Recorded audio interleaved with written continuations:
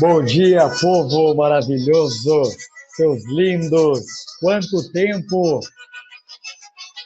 Vamos entrar no clima da música.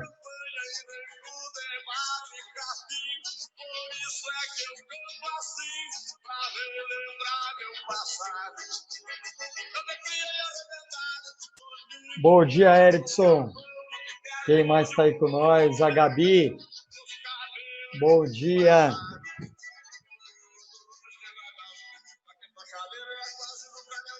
Quanto tempo, hein? Acho que nós ficamos aí 15 dias, né? Sem se ver, eu acredito que foi isso. Se não me falha a memória aí. Semana passada foi feriado, né? Então a gente ficou um longo tempo aí sem ver vocês. Tudo tranquilo? Tudo em paz aí? Estão conseguindo dar conta das atividades, dos exercícios, dos conteúdos? Não podem perder o ritmo, hein? E agora para o segundo semestre, né? Porque agora nós vamos terminar o primeiro semestre e quanto mais vai chegando próximo ao final aí, mais certeza e mais, como que eu posso dizer para vocês assim, confiança vocês devem ter ao longo desse processo aí. Beleza, gente linda? Maravilha. Todos vocês aí estão ligados na página 231. Então, nós estamos um pouquinho atrasado com o conteúdo. Nós vamos começar aqui, então. Nós vamos terminar eu acho que o livro... O meu aqui é o 2, né? De vocês, eu acho que deve ser o 4, né? Livro de vocês, o 4. Então, nós vamos falar hoje sobre ciência e ética na filosofia moderna. Então, nós vamos terminar então, os filósofos da Idade Moderna. A gente tinha começado lá no último conteúdo de filosofia que nós havíamos visto, né? Nós tínhamos comentado sobre o método cartesiano, Descartes, falamos sobre David Hume, falamos sobre John Locke, falamos um pouquinho sobre o Kant, né?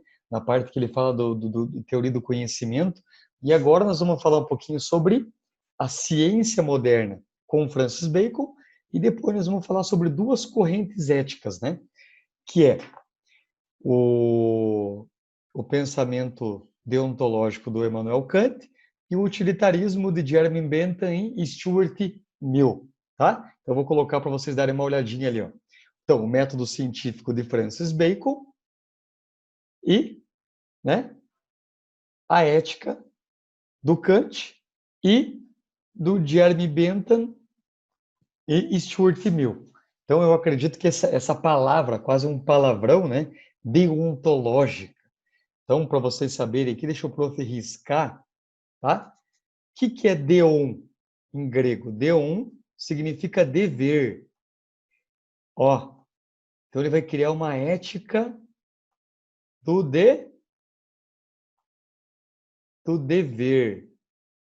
Olha que legal, já vão pensando em possíveis temas de redação para vocês dissertarem aí, tá bom?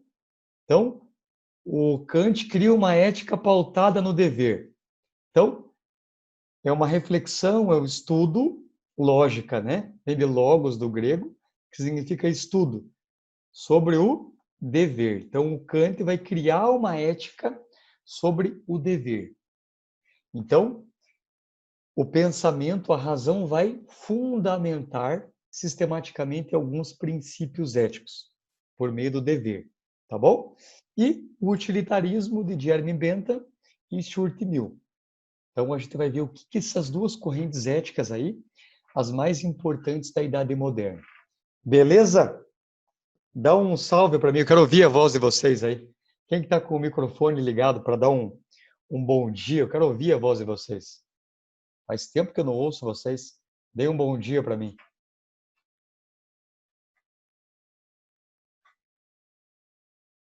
Vocês estão com o microfone desligado? Estão com o microfone desligado? Cadê o povo? Dê um oi para mim. Fala, oi, prof. Só para vocês mostrarem que vocês estão vivos aí, estão me ouvindo. Estou com saudade de calor humano, estou com síndrome, né? Tô com uma abstinência de isolamento social. Beleza. Beleza, Erickson. Maravilha. Tá, a Gabi tá bem também? Tá tranquilo? O Marcos está entrando aqui. Vamos dar um salve para ele também. Salve, Erickson. Bom dia, meu lindo. Maravilha? Então, o que nós vamos estudar hoje?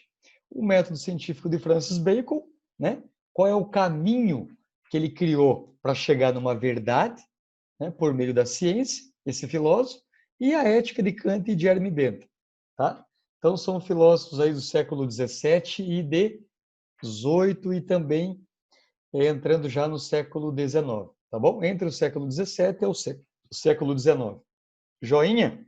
Então, são esses os pensamentos que iremos refletir hoje. Maravilha. Então, vamos começar com o Francis Bacon. Olha que coisa fofa. Vocês sabiam que o Francis Bacon ele criou o método de experimentação para a ciência? Então, se hoje a gente conhece todo o conhecimento científico, ele é pautado na verificação, e o critério de verdade é a verificação, a experimentação, esse cara aqui foi um dos primeiros, né? Então, para desenvolver uma ciência, um medicamento ou uma vacina eficaz contra o coronavírus, a gente precisa de experimentar nas pessoas. Então, o método experimental foi criado, sobretudo, pelo Francis Bacon, ou para os íntimos, Chiquinho Torresmo. Beleza? Então, o que é importante vocês entenderem aqui? O que é importante? Eu já vou relacionar com a nossa pauta maravilhosa do dia, que é sobre relacionamento. Tá bom?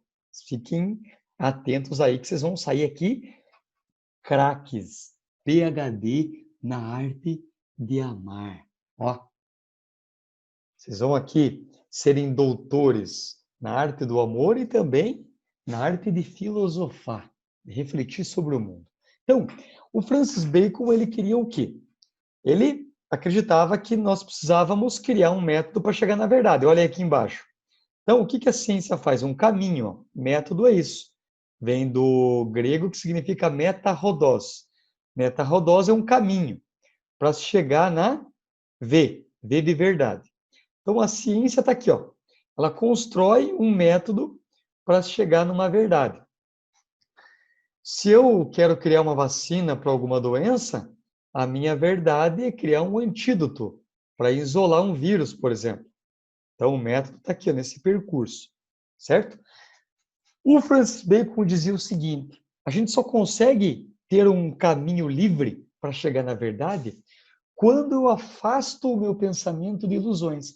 Imagine que aqui fosse um trajeto para você, sei lá, eu vou na floresta entregar torta para a vovozinha, né? Então aqui o V, né, seria a verdade científica para a ciência, é que fosse a casa da vovó, que é o meu objetivo. Aqui essa flecha seria o caminho. Eu só consigo chegar no caminho correto quando eu isolar e excluir como possibilidade os caminhos errados, os equívocos. Então, Francis Bacon criou, também no seu livro Novo Órgano, tá? Que é em latim, Novo Órgano, que ele vai o quê? Criar a teoria dos 4 ídolos, 4 ilusões, 4 caminhos errados que afastam o homem, o cientista, do caminho da verdade. Vocês querem saber? Então, nós vamos também aplicar isso no relacionamento. Maravilha! Passa para mim, produção, aí. Próximo slide. Joia, ó. Teoria dos ídolos. Não é ídolos de cantar, não. Tá? Então, como eu falei para vocês, ídolos são o quê? Pro Francis Bacon. São distrações, são ilusões, que faz com que a gente chegue num caminho equivocado, errado. São hábitos mentais, são maus hábitos mentais, são ilusões, são fake news que a mente cria, que faz com que a gente não chegue na verdade científica. Então, é como se eu fosse construir uma nova casa. eu tenho que limpar o meu terreno. Eu tenho que tirar aquilo que é ruim, aquilo que é mal. Então, os ídolos seriam o quê? Seriam falsas ilusões. Quais são, então, os ídolos que o Francis Bacon ou o Chiquinho Torresmo coloca para nós? Vamos lá, tá? Então, como eu disse para vocês, são 4 ídolos. Quais são os 4 ídolos? Ó, isso daqui é a parte mais importante. Se fosse para dividir em 2 partes o Francis Bacon, essa parte seria mais importante, tá? Pelo menos 50% mais importante. Quais são os ídolos? Olha aqui. Tem o ídolo da tribo, tá? Que, como se fosse ídolo seria ilusão, tá? Seria como se fossem mitos, seriam mentiras, ilusões. Ídolos da tribo seriam o quê? Seriam aqueles equívocos que a própria limitação humana cria. Então, por exemplo, são erros pautados na confiança dos sentidos. Eu já vou explicar para vocês. Eu só vou jogar o conceito, eu já explico no próximo slide, tá? O ídolo do foro, tá? Que seria um erro causado pela linguagem. Às vezes eu estou falando uma coisa, você interpreta outra, por exemplo. Ídolo da caverna, né?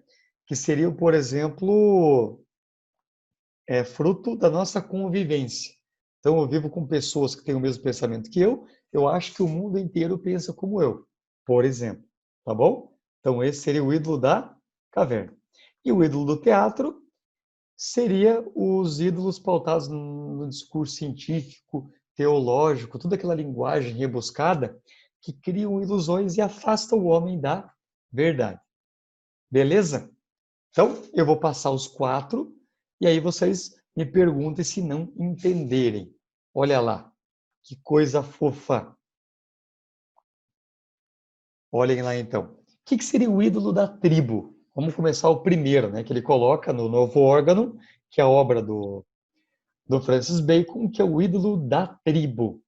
O intelecto humano é igual a um espelho que reflete desigualmente os raios das coisas, e dessa forma distorce e corrompe. Afirma não ser possível confiar numa aptidão natural da razão em compreender o mundo, pois nem a razão é perfeita. Vou dar um exemplo. Quando eu enxergo as coisas, olhem para o lado de vocês aí. Estão aí no quarto de vocês, estão na cama, estão na sala, estão de pé como professor. Olhem do lado. Tá. Agora eu vou dar um exemplo aqui. Eu estou aqui diante do quarto, eu estou olhando o sol. O sol está na minha frente aqui. Estou na face norte. Estou olhando o sol.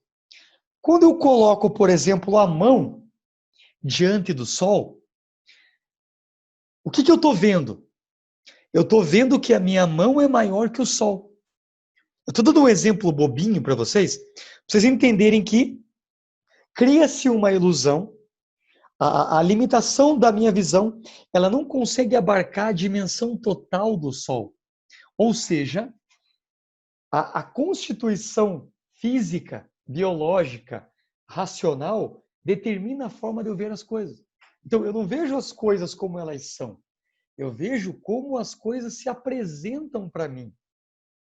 Então, eu sei que o sol é maior do que a minha mão. Por exemplo, quando eu olho para a minha mão, eu não estou enxergando, por exemplo, o coronavírus. Mas a minha mão possui inúmeras bactérias, sujeira. Eu não consigo enxergar porque a minha visão é limitada. Então, o ídolo da tribo, ela é uma limitação da condição humana, seja da visão, da percepção, dos sentidos. Beleza? Tranquilo? Professor, você falou que ia falar do relacionamento, eu não estou entendendo onde que se aplica o ídolo da tribo no relacionamento. Vocês querem entender? Então, olhem lá. Olhem lá. Vamos aplicar. Vocês sabem que eu estou dando para vocês em primeira mão parte do conteúdo que vai compor o nosso livro, que está saindo do forno, que vai ser Filosofia do Amor com Rodrigo Pensador. Olha lá. Vejam bem. Quando a mina tá apaixonada, velho, quando a mina tá apaixonada, como que ela te vê nos primeiros dias, ó? Vê você gostosão, saradão, ó, trincado aqui, ó. O que é isso daqui? Daqui é um tanque de lavar o quê? Roupa manual, né? Esfrega, esfrega. Então, o que o prof está falando? Quando a mina está apaixonada, ela vê você um cara lindo, maravilhoso, perfeito. Depois de, ó, isso é a psicologia que dizem, não é eu? Depois de 2, 3 anos, cara, olha aqui, ela vai te ver assim, ó. Ops, cadê? Cadê a canetinha?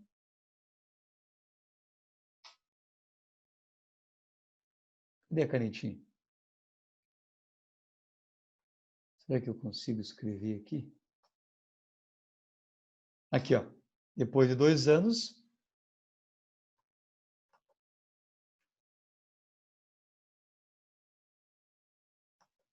só apertar aqui. Ó, ué, não tá fumegando o negócio aqui. Ó, tá vendo a setinha? Ela tá azul aqui, ó. Tá? Ela vai te ver como esse senhor do lado. Vai ver, pô, mas o cara não é tão bonito, ele não é tão legal. E a mesma pessoa. Ou seja, pelo que ela sente por você, a condição emocional determina como eu vejo as pessoas. Então, se a pessoa está apaixonada, ela vai ver qualidades. Quando ela já está com raiva, o relacionamento está desgastado, ela só vai ver defeito, vai achar você feio, vai perceber que você tem bafo, que você solta gases. Então, o ídolo da tribo seria um desses exemplos que o prof está trazendo para vocês aqui. Beleza? Todo mundo conseguiu compreender? Tá beleza? O ídolo da tribo? Então, é uma ilusão criada justamente por uma limitação, o quê? Dos 5 sentidos. Uma limitação humana por meio do corpo, por meio dos sentidos. Joinha?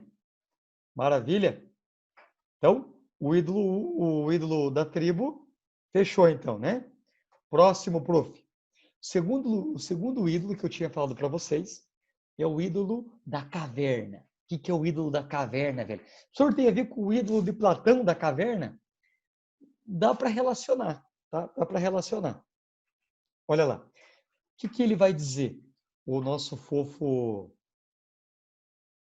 Chiquinho Torresmo, para os íntimos, né? Francis Bacon. O espírito humano, tal como se acha disposto em cada um, é coisa variável, sujeita às múltiplas perturbações e, até certo ponto, sujeita ao acaso. Ou seja, cada um de nós, enquanto seres humanos, temos inúmeras diferenças, diferença de percepção, diferença de visão, diferença física, diferença intelectual. Cada um vê o mundo da sua forma. E a forma que eu vejo o mundo é uma forma possível. Então, qual que é o ídolo da caverna? Eu acho que porque eu fui criado por uma família de militantes políticos de esquerda, por exemplo. Então, eu acho que todo mundo deve ver o mundo como eu, e quem não vê está errado. Então, o ídolo da caverna é isso. As influências intelectuais, a forma que você foi criado determina, de certo modo, a percepção de mundo. E isso é a tua caverna. É onde você vive, é onde tem influência. Então, vou dar um exemplo hoje. Nas redes sociais a gente percebe muito, né? Então, as páginas que vocês curtem é aquilo que o Facebook vai direcionar para você. Geralmente, você vai ficar dentro de uma bolha, né? Eu acho que o professor Batata comentou isso com vocês, né? Então, isso vai formando uma caverna. Então, o ídolo da caverna vai se formando também de maneira virtual. E isso é uma prova do que seria, então, o ídolo da caverna. Tá bom? O que seria um exemplo, prof? Olha o exemplo. Eu tenho uma música aqui, deixa eu ver que música que é essa. Não estão ouvindo? Eu vou colocar a música para vocês. Vocês não vão conseguir ouvir aqui. Nós vamos falar agora de relacionamento.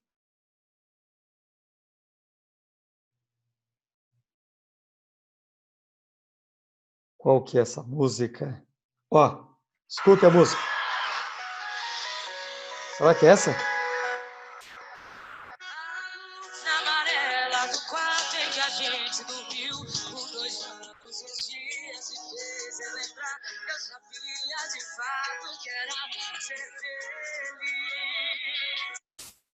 Vamos dar um exemplo aí. Vamos curtir a música.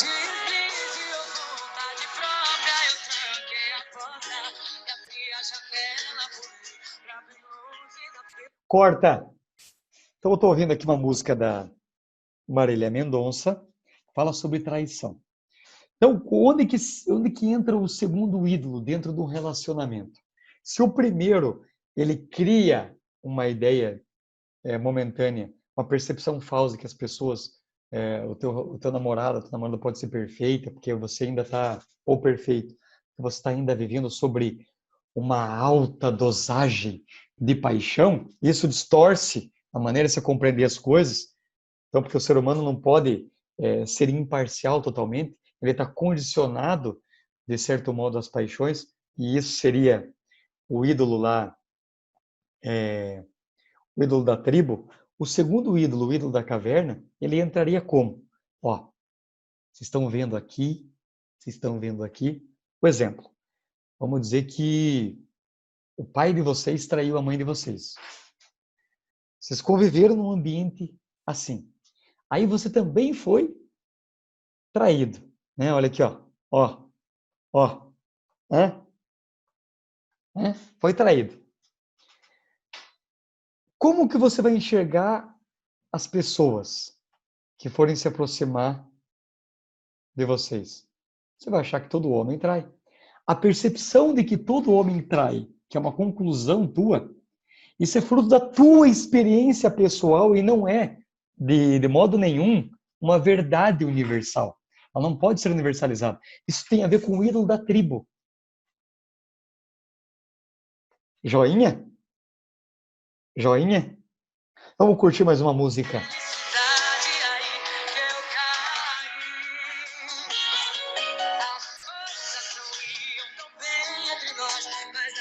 Solta o som, DJ, entra nesse clima gostoso. Filosofia do amor. Com o professor Rodrigo Pensador. É só aqui que você aquece, esquenta e nutre o seu coração e também o seu intelecto. Então valoriza o teu professor, porque essa aula é exclusiva. É feita para você, por você e para mais ninguém, meu lindo. Vamos para a próxima, então? Dois ídolos, então, ó, suave, né? Já conseguiram, então. Deixa eu apagar aqui. Dois ídolos aí, vocês já. Como é que eu vou apagar? Ah, tá aqui. Vocês já conseguiram compreender o ídolo da tribo e o ídolo da caverna. Maravilha. Opa, voltando. O ídolo do foro, né? O ídolo do mercado, que o Francis Bacon, o Chiquinho falava. O que ele vai dizer aqui, ó? São as palavras forçam o intelecto e o perturbam por completo. E os homens são assim, arrastados a inúmeras e inúteis controvérsias. A linguagem gera noções equivocadas.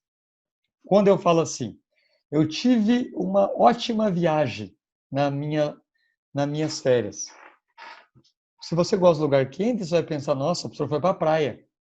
Mas se eu gosto do frio e eu fui, por exemplo, para a Europa, você está conseguindo entender como que a linguagem ela acaba sendo um ídolo? Eu tenho que trabalhar a linguagem, o Francis Bacon está dizendo. Então, meus lindos, esperto nisso, tá? A linguagem gera noções equivocadas das coisas. Então, o terceiro ídolo é o ídolo do foro, tá? Tem a ver com a linguagem. Sobre o relacionamento, como que se dá isso? Passa para o próximo slide. Olha lá, uma conversa de duas amigas. Primeiro diálogo que o prof criou aqui para vocês. Ó, vamos dar o um exemplo aqui, ó. A moça número 1 conversando, ó, meu marido me ama muito. Aí, a amiga dela pensa, nossa, ele é fiel.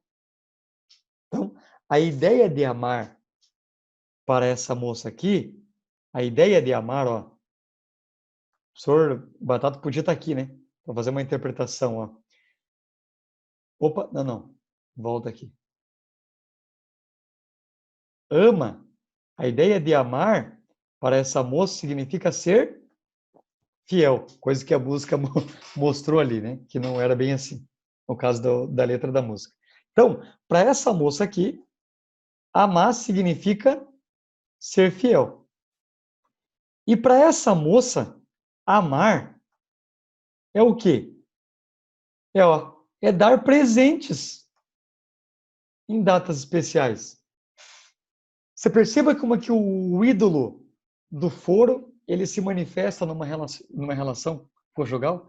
Ou seja, cara, a filosofia é tão foda, desculpa. Filosofia é a diferença das outras áreas, por isso que ela é a melhor ciência. Claro, senão não ia fazer, né? Filosofia e sociologia são as top porque você aplica na vida.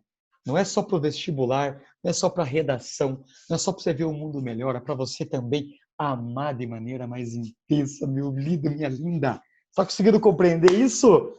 Então, música, dança sofrência.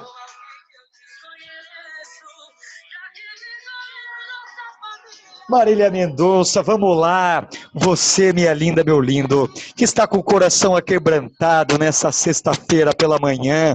Você que não acordou, acorde. O chifre pesado vai fazer você doer. Corta que eu não tenho todo o tempo do mundo. Vamos para o próximo. O Marcos ali, ó, já está, né? Já até despertou um pouquinho aí, né? Isso é importante. Vão perguntando aí, tá? Ô, professor, estou com dúvida tal coisa, onde que aplica isso, naquilo.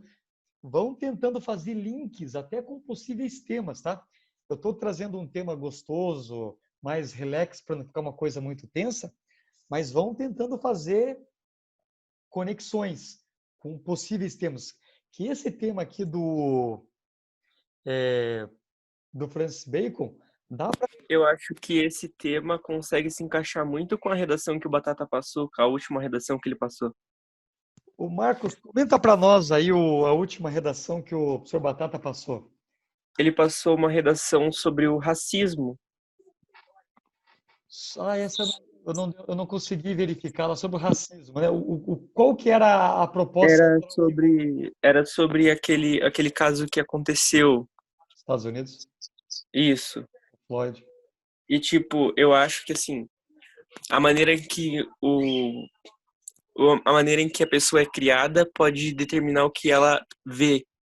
Então, é aquilo que você disse, o meu pai traiu a minha mãe, essa pessoa me traiu, então todo homem trai.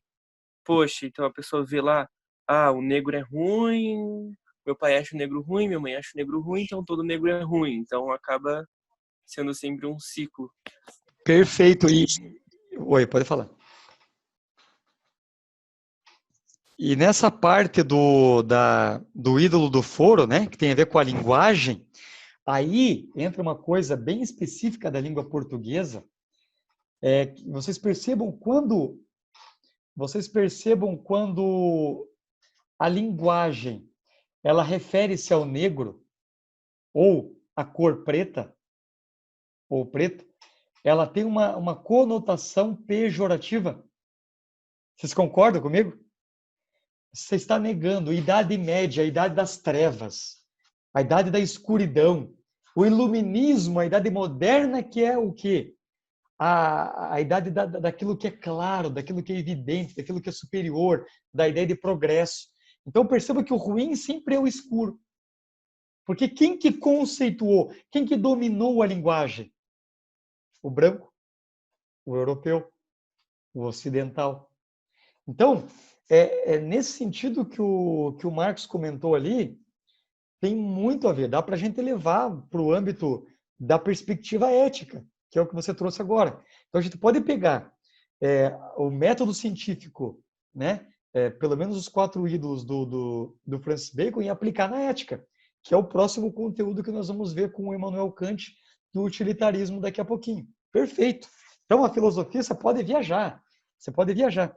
E o que nós estamos fazendo aqui, gente, é sério, sem nenhuma arrogância e sem nenhuma prepotência, tá? Não existe nenhuma aula, não existe nenhum livro, pelo menos que eu tenha acesso, né?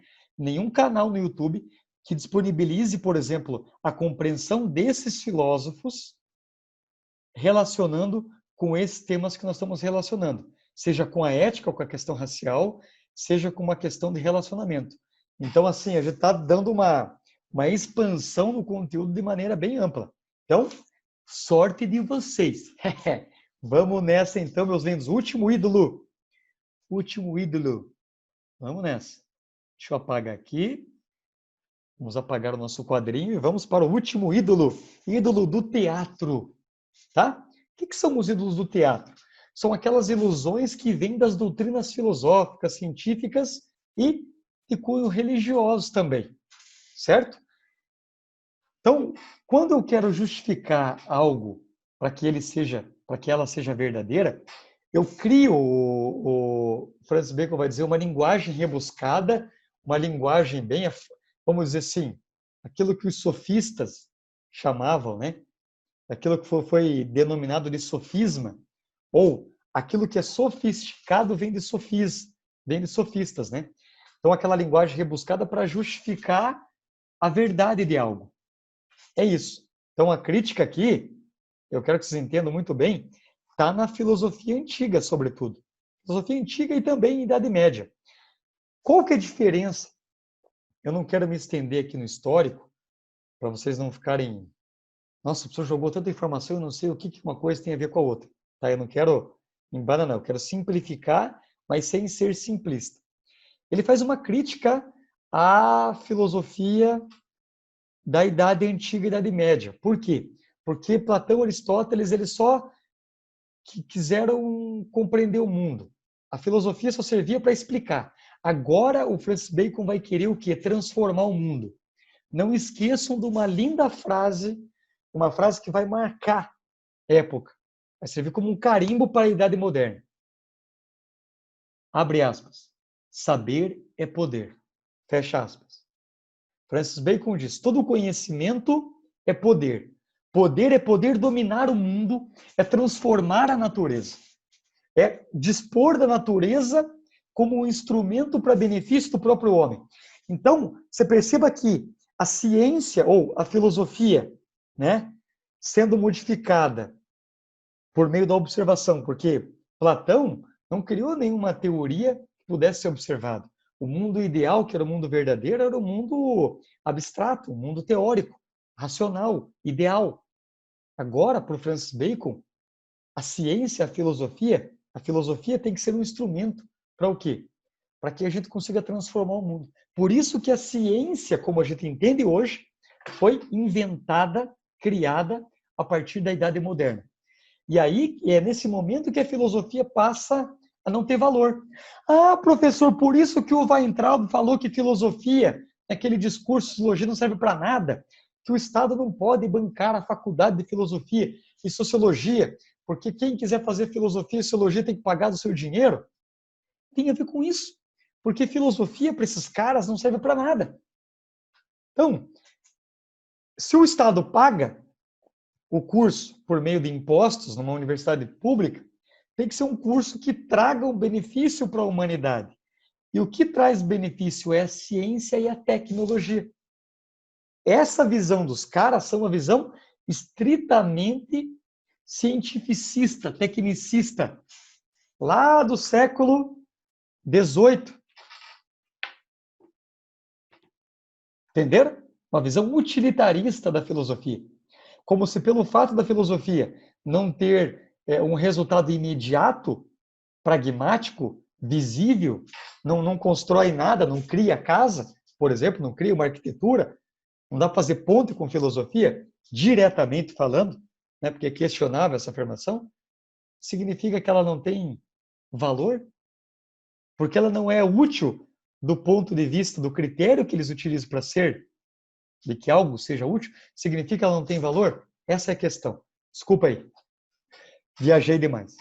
Tá, então o ídolos do teatro seria o quê? Seria uma linguagem rebuscada, que a ciência usa, que a filosofia usa, que a teologia usa, para o quê? Para justificar alguma ideia, alguma teoria. Onde que se dá isso no relacionamento? Ops, Onde é que se dá isso no relacionamento? Nós já vamos ver, tá? Mas o ídolo do teatro, primeiro, o Francis Bacon, ele vai dividir em ídolos sofistas, que eu dei o exemplo, né, da linguagem rebuscada, ídolos empíricos ou os ídolos supersticiosos. Os ídolos sofistas seria algo ligado mais à área da filosofia, né, com uma linguagem linda, que eu tento aqui convencer pela retórica, pela arte de bem falar. Os ídolos empíricos seriam pela demonstração, né, de algum método científico, e aqui, ídolos supersticiosos seria alguma coisa ligada a um misticismo, algo sobrenatural, por exemplo. Beleza? Então, vamos ver aqui o que ele está dizendo. Ó, os primeiros são as conclusões baseadas em experiências que não foram provadas, os ídolos sofistas, como fazia então a filosofia até a Idade Média. Os segundos referem-se a conclusões tiradas de poucos experimentos, no caso da ciência. E os terceiros, né, são uma relação ali que dá para relacionar com a filosofia, mas sobretudo ali eu diria para vocês da teologia. Joia. Eu tenho, o meu relógio está avisando, tem um minutinho aqui para concluir. Deixa eu ver se eu consigo terminar essa parte. Tá? Eu acho que dá para terminar. Ó, o senhor vai dar o exemplo do relacionamento de ídolos sofistas. Tá? Exemplo. Argumento convencendo que fulana foi traída. Vamos dar um exemplo. Você já é uma pessoa desconfiada, né? Você sabe que tem alguns signos aí que as pessoas ficam muito com o pé atrás. Por exemplo, pessoa do signo de Escorpião. Ó, pessoa do signo de Touro. E outros aí são pessoas muito, né? Ficam com o pé atrás. Então, quando ela tem uma amiga, por exemplo, que sabe convencer ela e usa um argumento com uma linguagem, olha, porque não sei o quê, porque eu vi isso, porque eu vi aquilo, e começa a construir uma teoria, ela tem argumento, ela acaba convencendo a pessoa de que ela está sendo traída. Então, os ídolos sofistas entram nesse aspecto. Então, quando você tem um colega, um amigo, que ela consegue te convencer porque ela fala bem, por mais que não seja verdade, mas pelo jeito que ela fala, ela te convence. Né? Então, o prof vai desligar aqui, eu vou mandar mais um link, aí eu continuo falando dos ídolos empíricos. Beleza, meus lindos? Já mando para vocês o link aí. Tá bom?